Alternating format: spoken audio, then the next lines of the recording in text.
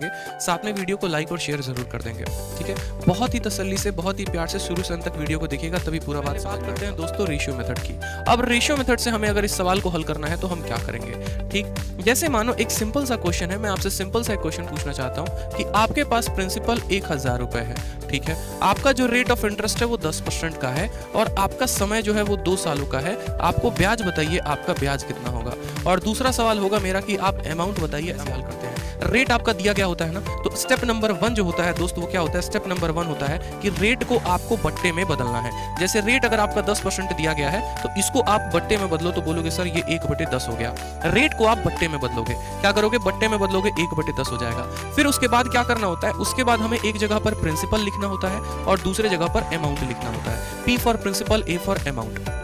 ठीक है, हम यहाँ पर क्या बातें कहते हैं, जैसे कि मैंने आपको क्या कहा कि ये जो नीचे होता है ना, ये आपका प्रिंसिपल होता है, मूलधन होता है, जितना पैसा आपने लिया होता है। और इसी 10 का 10% कितना आता है, 1। और ये जो ऊपर वाला होता है वो क्या होता है, ब्याज होता है। ठीक है, तो नीचे वाला मूलधन आ गया, ऊपर वाला क्या आ गया, ब्याज आ गया।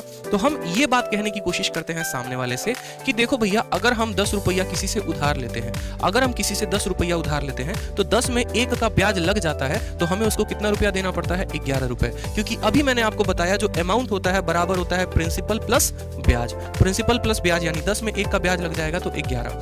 ठीक, अब एक स्टूडेंट मुन्ना हमारा पूछेगा कि सर आप ये रेशियो लिख दिए, ठीक है, लेकिन हमें परीक्षा में कैसे पता चलेगा कि हमें कितनी बार रेशियो को लिखना है, 1 बार लिखना है, 2 बार लिखना है, ये जो अनुपात आया है इस अनुपात को हम कितनी बार रिपीट करेंगे। तो हम बोलेंगे बेटा जितना समय दिया गया होगा ना, जितनी समय दिया गया होगा, अगर 2 साल दिया होगा तो 2 बार लिख देना, 3 साल दिया होगा 3 बार लिख देना, 4 साल दिया होगा 4 बार लिख देना। तो आप बोलोगे ठीक है सर समझ गए, यानी 1 बार रेशियो लिख दिया और एक और बार रेशियो लिख दो। तो बोलोगे सर 10 से 11 पहले साल का है कहानी ये, ठीक, और यहाँ पर 10 से 11 दूसरे साल का कहानी है, यानी ये मूलधन हमारा 100 से कितना हो जाएगा, 121 हो जाएगा। अब यहाँ पर हर एक टर्म को हम समझेंगे, हर एक टर्म को हम समझेंगे। यहाँ पर जो हमारा 100 आया, ये 100 क्या है, तो ये हमारा मूलधन है, प्रिंसिपल है। ये जो 121 आया, ये क्या है, ये हमारा अमाउंट है यानी मिश्रधन है। ठीक, और इन दोनों का जो अंतर होगा यानी 21 आएगा, वो क्या आएगा दोस्त मेरे, तो वो हमारा कंपाउंड इंटरेस्ट आएगा, ब्याज आएगा। यही है रेशियो मेथड, इसके अलावा और कुछ नहीं।